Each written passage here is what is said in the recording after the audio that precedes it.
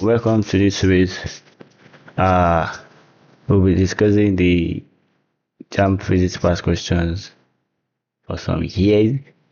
Here we'll be discussing 2010 from 2010 to 2018. So let's see how we can go about that. And yes, not for sale. So to begin with, this is the 2010 JAMB physics questions, and we'll be working. I think it's from number 1 to 50. So we'll be working through that together. So let's start. For question 1, which physics question type is given to you? So this kind of question is already obsolete. So you don't expect to see this kind of question in the recent UTME question. So for this one, let me just assume that my question type is type A. If perhaps you happen to see a question, just confirm the type of question you're given and then you select the type. For question 2, two cars moving in the same direction have speeds of 100 km per hour and 130 km per hour. What is the velocity of the faster car as measured by an observer in the slower car? And you have the options there from A to D. So the very first thing in physics, or the very first thing in UTME questions generally, is that you need to first be able to identify where the question is coming from, what topic. So once you're able to confirm the topic or the aspect of physics the question is coming from, then you can know how to go about it. You'll be able to know the formulas you are going to use. If you do not know the aspect of the subject concerned, then you would have problem tackling with the question. So here, let's quickly discuss. This is actually from relative speed or relative velocities actually, and kind of it has involvement of vectors. I mean directions. Yeah. So let's quickly discuss relative speed quickly. So let's say this is a straight line here, kind of indicating x-axis.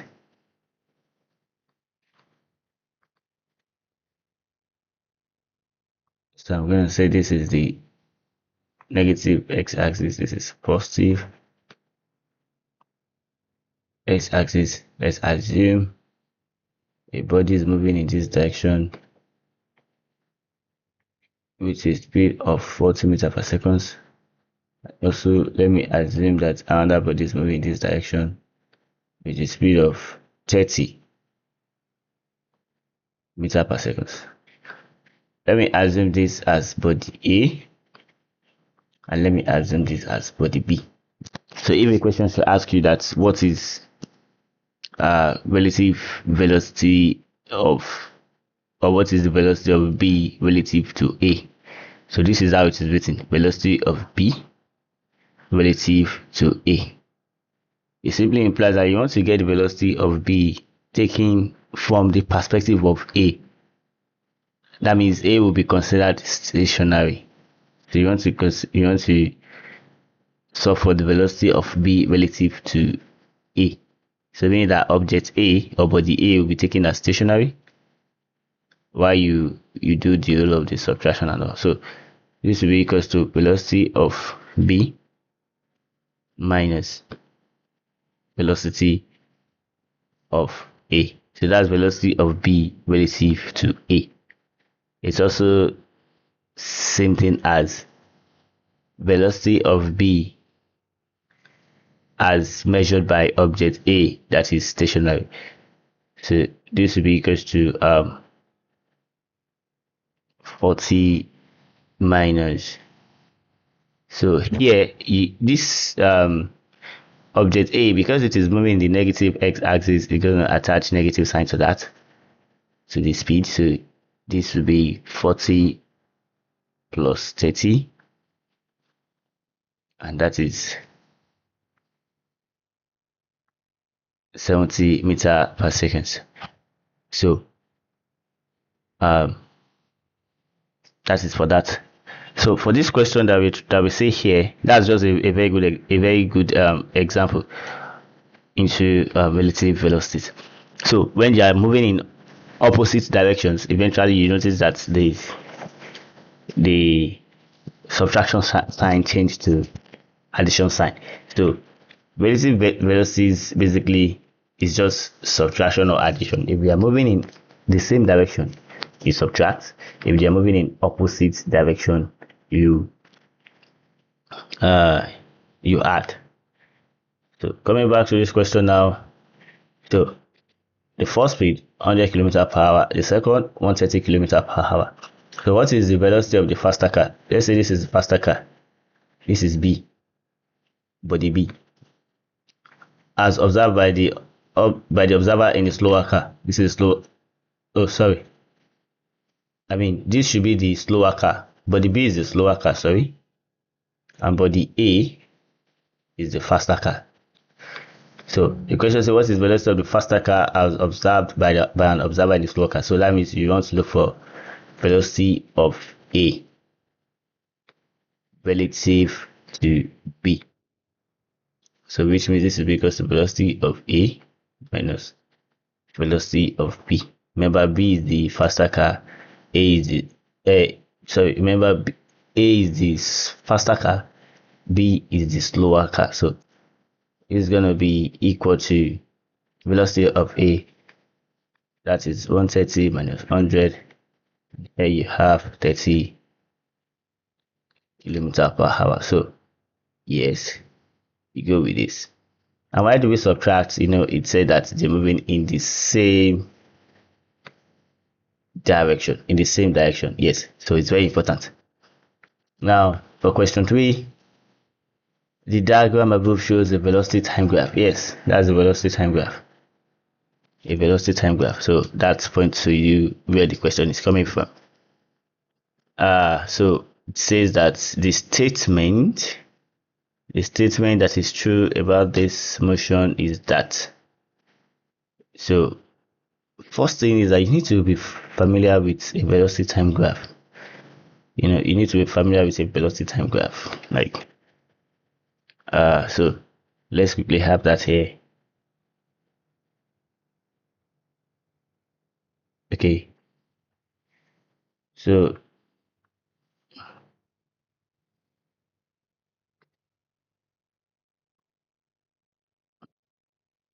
the velocity time graph, is just a plot of velocity on the y-axis against time on the x-axis. So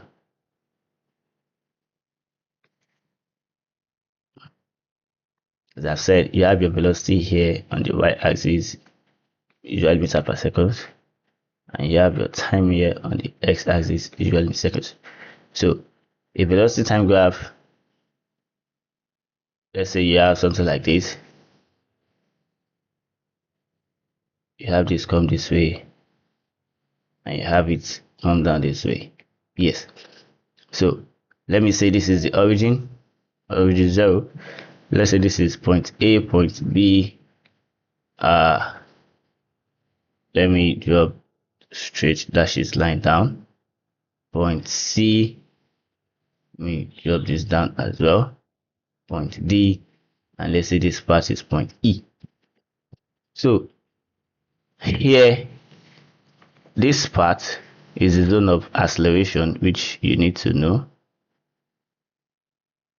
Acceleration, this is the zone of constant velocity, meaning that the acceleration does not change, it's 0 there. So constant speed or constant velocity there.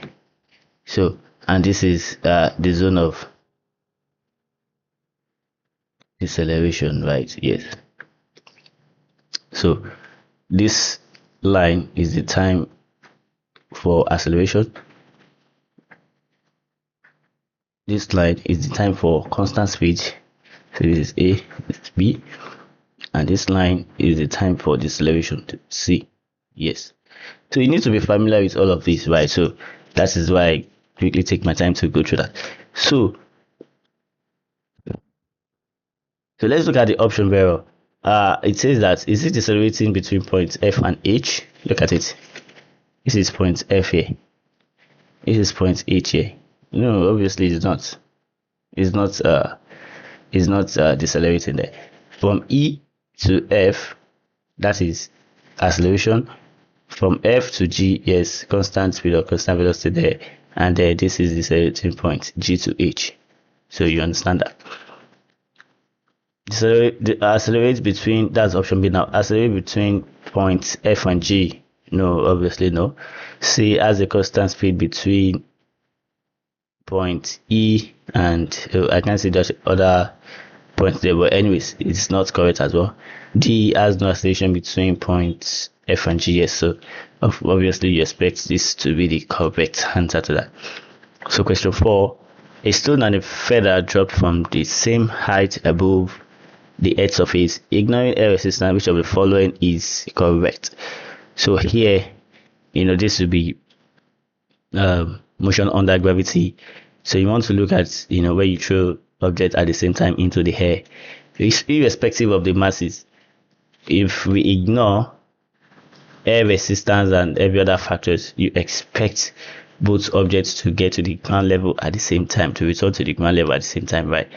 So yes. So which one do you think here? So you expect them to reach the ground level at the same time. So of course, obviously, our answer is going to be option A, right? Well, question 5. A car moves with an initial velocity of 25 meters per second and reaches the velocity of 45 meters per second in 10 seconds. What is the acceleration of the car? So question like this, this will be what's it called now? Kinematics. Yes. So you need to be able to identify those given parameters first. You have this. What's this one? You need to be able to identify them. Once you're able to identify, then you know the suitable formula that you can use to approach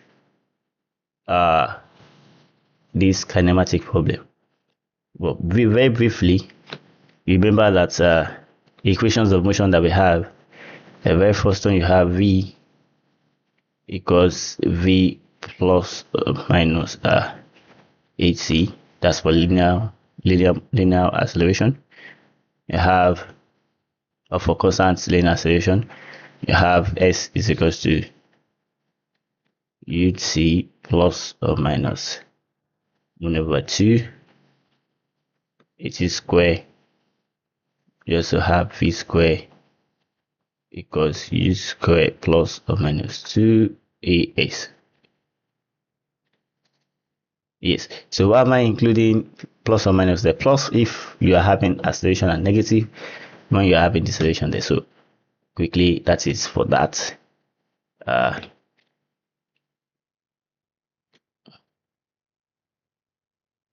And there's usually another one which is quite important. That's for distance covered, which will be equals to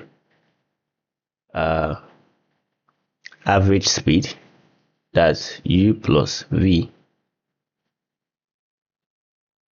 Average speed u plus v over 2 multiply with c. Yes. So because we don't have acceleration in the last formula, this first way we considered for when you have a constant linear acceleration. The acceleration should not change for you to consider this formula. So let's consider the question quickly. So initial velocity, yes, that is u. Okay. So this is u here, this is v here, this is time. So you have to look for acceleration of the car. You're looking for a. So the very best formula you're gonna use here is v is equals to u plus 80, right? So the v is 45 is equals to u is 25 plus a, what you're looking for, and the time t is 10. So when you do the subtraction there, you have 20 on this side is equals to 10a. Subtract by division, you have a is equals to 2 meters per second square. So obviously you expect that to be the answer to that. Question 6. An object is weighed at different locations on the earth. What will be the right observation? So at different locations, you know that the acceleration due to gravity g varies at different locations. So when you measure the objects at different locations, you expect the weight of this object to vary, but the mass still remains constant. Yes, the mass is going to remain constant. Yes, remember that weight is equals to mg. So g is actually a determining factor here. It's what directly affects the weight. So meaning that if provided the acceleration due to gravity is constant, then the weight should also be same. But it has been observed that this acceleration due to gravity value is dependent on several factors, dependent on longitude and latitude, dependent on altitude or let's say height, also dependent on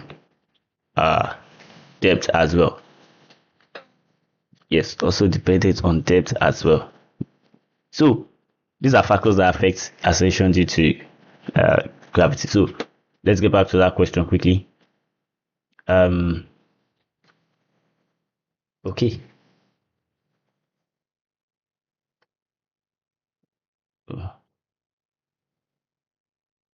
Okay, so question 6. So that means that at different locations, so you expect the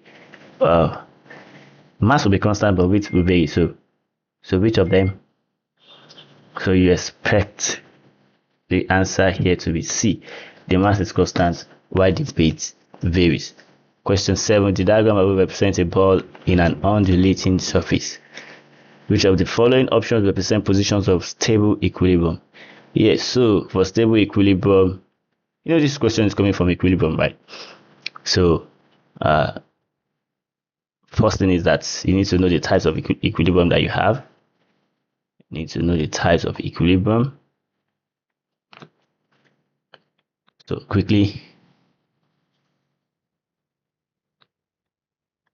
types of equilibrium.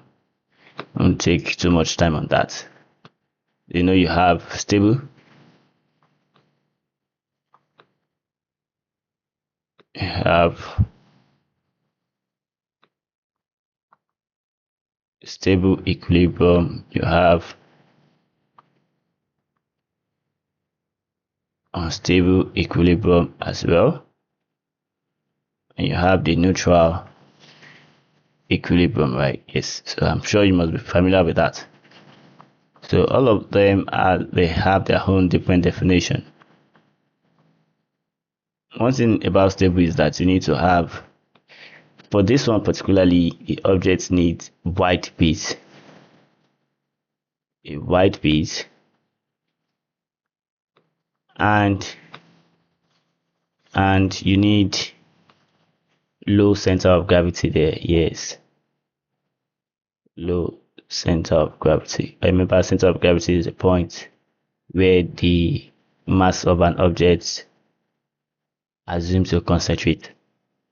So wide base and low center of gravity. So for stable equilibrium, the object we always return to that same position when slightly displaced. So unstable, the object will come to a new position. While neutral, the object get to come to a new position actually, but it is much how should I put that now? Okay, unstable come to a new position. Yes, a new position that is very, very different from the initial one. It's just like you placing a cone standing on the tip, at the sharp edge or at the pointed edge. So that is an unstable equilibrium. But for neutral, just a cone by the sitting on the ground surface by the what's it called? By the slant edge. So you have something like this for neutral. For unstable, you have something like this.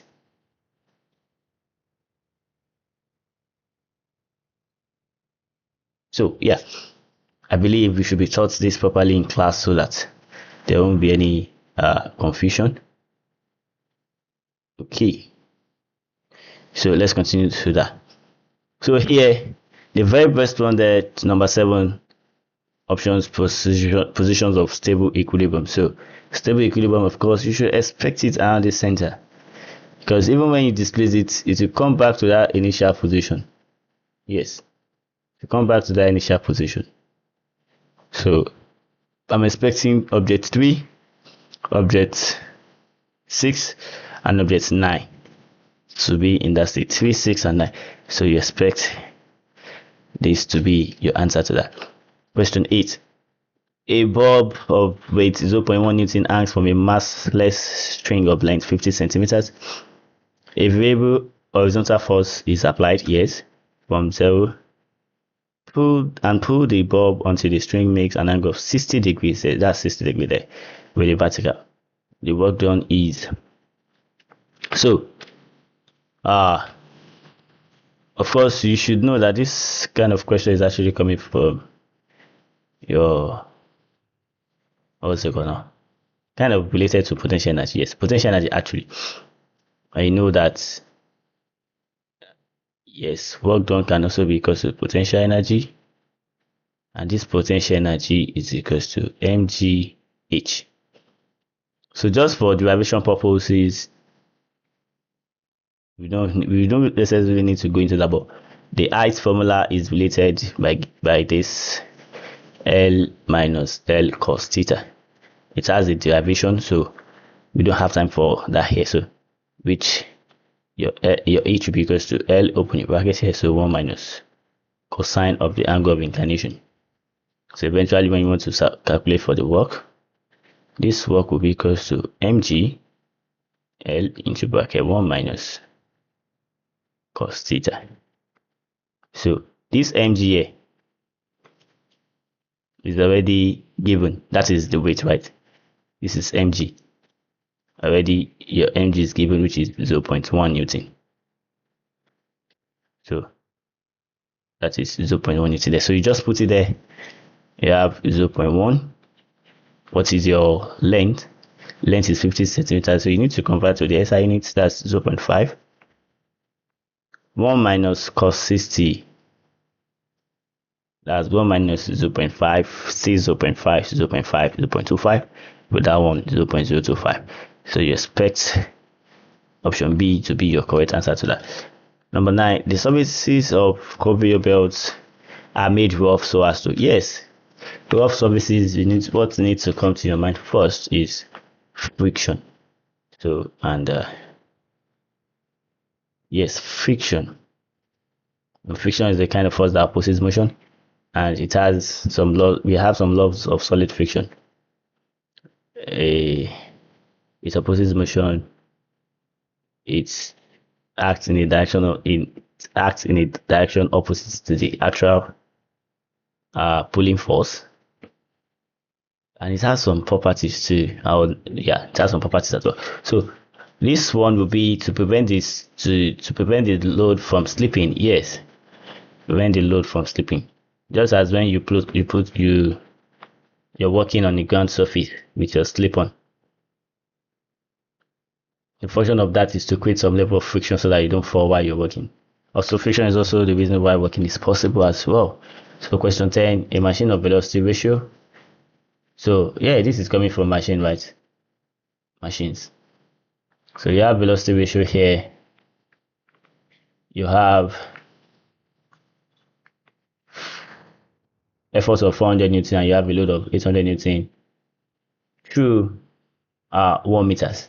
So find the efficiency of the machine. So you have your VR, velocity ratio 6. You have your effort. Effort is equals to 400 newton. You have your load equals to 800 newton, and you have your distance moved by the load. Yes. Sorry. Distance moved by the load there is equals to 1 meters. So how do we solve for this? So let's quickly go through machines. So for machines, we should know that a way of calculating our efficiency is equal to we know that is load over effort times 1 over the velocity ratio VR times 100.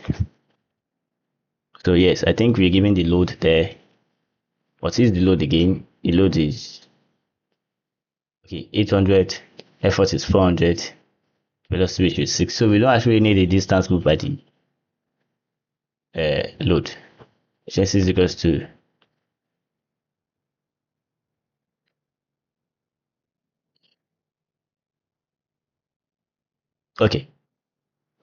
so that is 800 5 by 400 times 1 over 6 there, and times 100. So you expect this to cancel this. 2 goes there, 2 goes there, 4. 2 over 6, 2 goes there, 2 goes there. 1 over 3, 1 over 3 times 100, you expect that to be 33.33%, right? So yes. So 33.33%. So you expect this to be your answer to that. 11. If a wire 30 centimeters long is extended to 30.5 centimeters by a force of 300 newton, find the strain energy of the wire. Yes, where is this question coming from? Linear expansivity, right?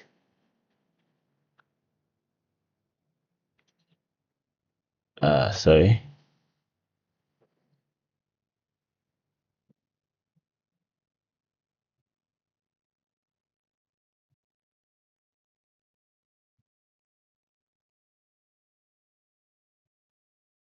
Okay. So coming from linear expansivity there. So this is the length, 30 centimeters. This is another length, 30.5 by force, 300 newton. So which means since I'm having two lengths, well, I might be confused at first then, but then let me write out the parameters first. This is 30 centimeters length 1. Length 2, this is 30.5 centimeters. So when I see something like this, of course, and I'm familiar with the formula for strain energy, I should know that extension can come out from here, which is L2 minus L1. So from here, this is just that would be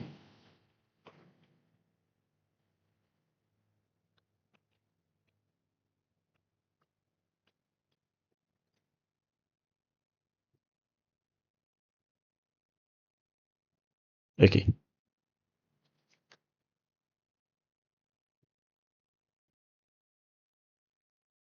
So L2 minus L1, so that would be 30.5 minus 30. So this alone gave me 0.5 centimeters, which is equals to 0.005 meters. So my strain energy, let's just say the work or the energy or the work will be equals to FE, right? So force multiplied with the extension. So the force is 300 multiplied with 0.005. Oh yeah, half FE rather. So need to have half there. Let me clean it before it's too off there.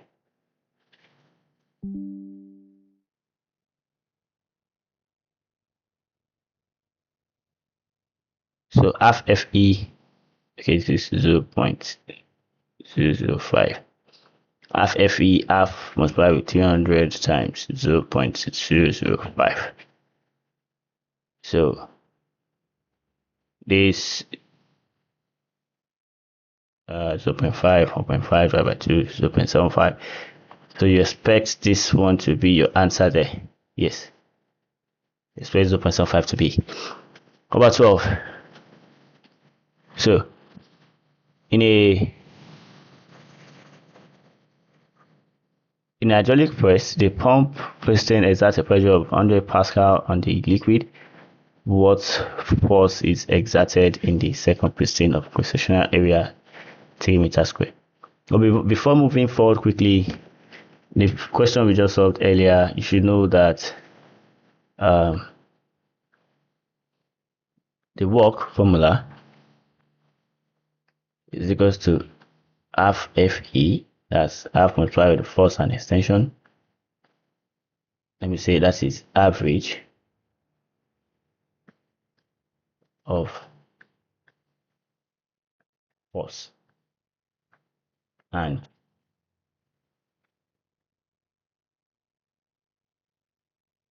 extension, which is also same thing as half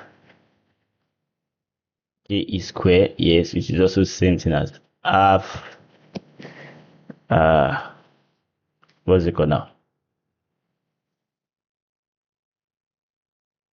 F square over K. Or that's basically F square over 2K. Yes, so let's quickly work with that.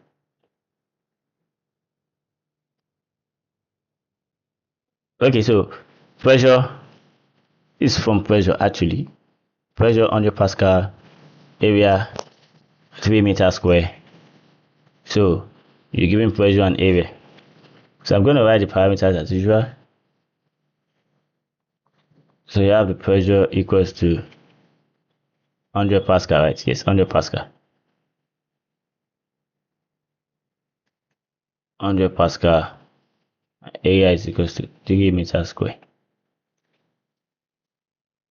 So to calculate the force, you know that pressure is equals to force per cross-sectional area.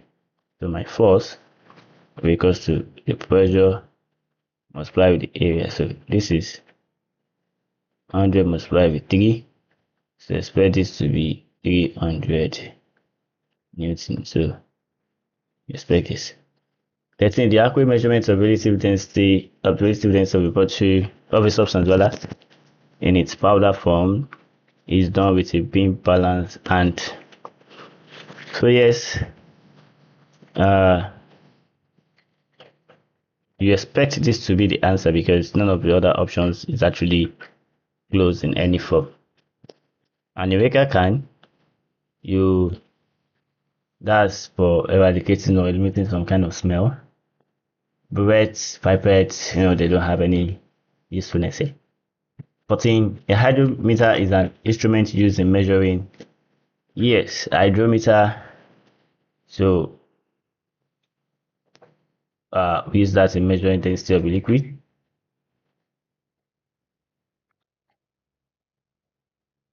Oh, is it density now? Sorry. Uh, okay.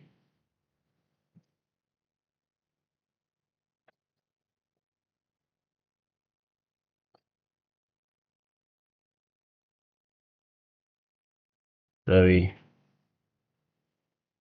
Um, okay.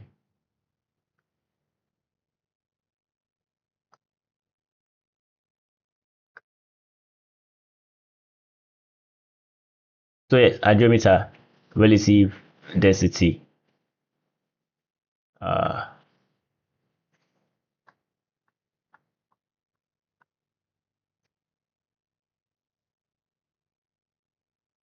relative density of a liquid. 15. One special advantage of alcohol water over mercury as a thermometric liquid is its, yes, because it's having uh, low freezing point. Yes, low freezing point.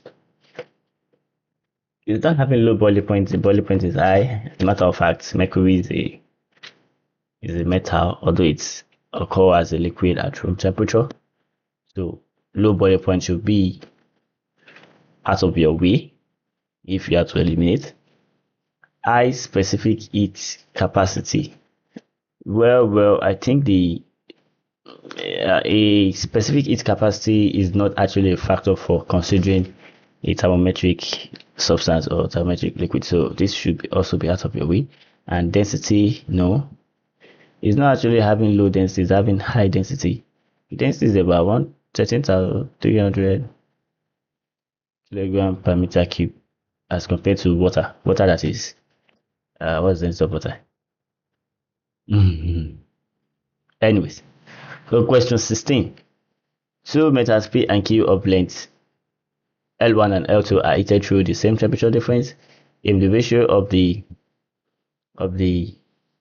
linear expansivity of P to Q is 2:3 and the ratio of their length is 3:4, what is the ratio of the increase in length? I think this will take this will probably take much time. Oh, sorry.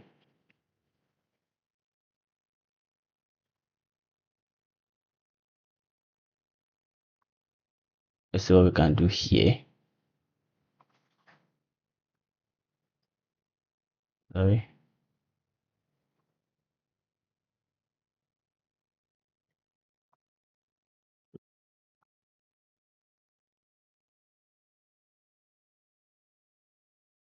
Hey.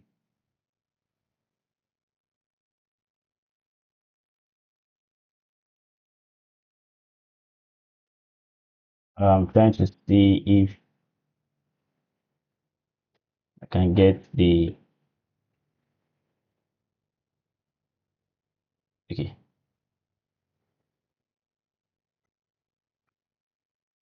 Let's see if I can get the question here quickly.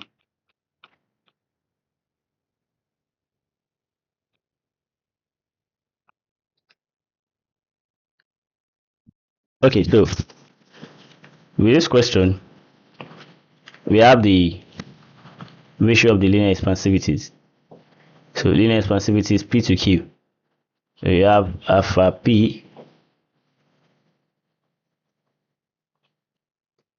So alpha Q, you have that to be 2:3. That's the ratio of the linear expansivity and the ratio of their length. LP to LQ.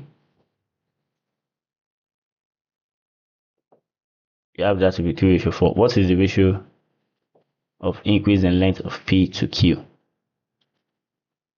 So that's forming from linear expansivity. So first you need to know the formula for linear expansivity. So if you're looking for the ratio of the increase in length, so you know that increase in length is definitely telling you for extension. You are looking for extension. You know, linear expansivity is equals to extension, that's increase in length, divided by L,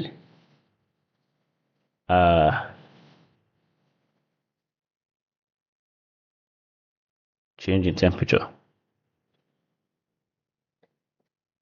So yes, so if this is for P, extension of P, initial length of P, right? So linear expansivity of Q, that is extension of Q over length of Q, change in temperature. And you know that they are heated through the same temperature difference. Yes, so that means that you do not really need to bother about this temperature change. But anyways, once we do the division now, you see, so you can divide, you can make this one probably equation 1, make this one equation 2. So divide equation 1 by 2, you're going to have extension, sorry, you're going to have linear expansivity of P to expansivity of Q is equals to extension P over length of P change in temperature.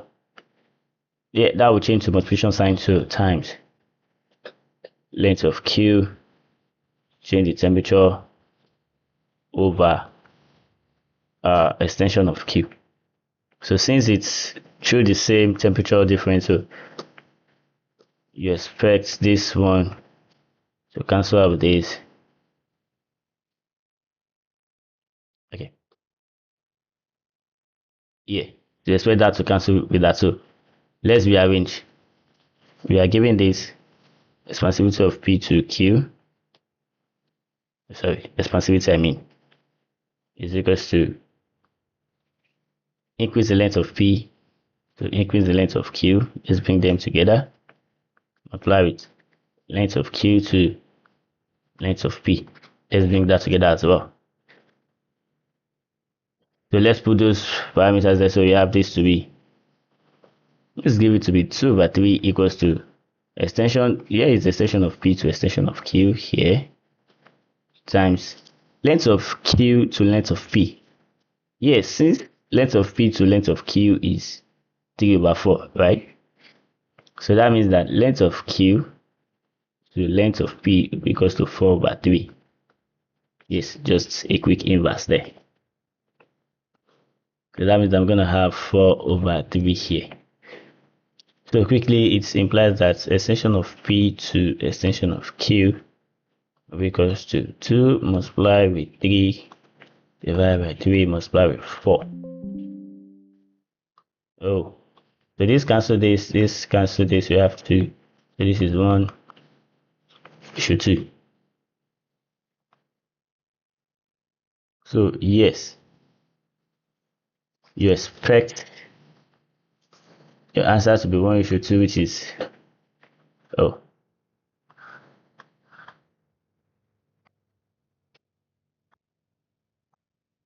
which is this one. Anyways, 1:2. 17. The density of a certain oil on fine becomes 0.4 kilogram per meter cube with a volume 20 meter cube. What will be its initial volume when its initial density is 0.8 kilogram per meter cube? Assuming no loss. So when you assume no loss, it simply implies that the mass does not change. You know, density is equals to mass per unit volume. So if the mass does not change, you want to have density initial volume initial is equals to density final volume final. So what's density initial there? We have 0.4 times volume initial 20. Density final you have 0.8 volume final. That's what we're looking for. So volume final equals to 0.4 times 20 divided by 0.8. So this will give you 10 kilogram per meter cube, right? So 10 there. Question 18. It is related by all objects in form of, yes, it is related by all hot objects in form of. So when you're talking about hot objects, just think of infrared actually. If a container is filled with ice to the brim, what happens to the level of water when the ice completely melts? Well, we expect the level of the water to remain unchanged because the ice that is melting is just occupying the space already is filling the space already occupied by the ice. Let me come again. We expect the level of the water to remain unchanged simply because the water that arises from the melting ice is filling the space occupied by the ice. So you expect it to remain the same. 20. The small droplet of water that forms on the grasses in the early hours of the morning. Yeah, that is dew. That is dew there. 21. A vapor is said to be saturated whenever you're seeing anything like saturated or something, just remember dynamic equilibrium. So dynamic equilibrium. So you have two forms of dynamic equilibrium here. You have in A and you have in D. So which of them suits best? Exists such that more molecules return to the liquid than are living. Number D, option D, a dynamic equilibrium exists when liquid molecules between the liquid molecules and the vapor molecules. So this one is saying more, right? So more molecules return, but it's not so. It's this. As is between the liquid molecules, they will remain equal.